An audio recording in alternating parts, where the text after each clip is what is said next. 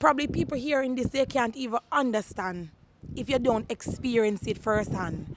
But I'm telling you, I'm young. We heard about Gilbert. We don't know what they say, young but don't know storm. That's my experience. We didn't know what to expect. But when the eye was passing, the wind was still loud and raging. But we managed to come at the shelter. I was damaged, I was wounded. And my husband is a first aid trained responder.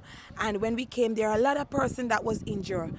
But he still attended to me first, and we dealt with the other persons here. So I am just grateful.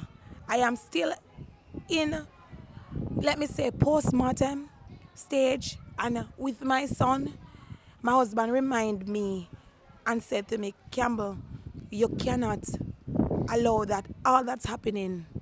Our son is still young. He doesn't understand much. We cannot differ on his development. So we try to give him reading exercises. We try to give him his playtime.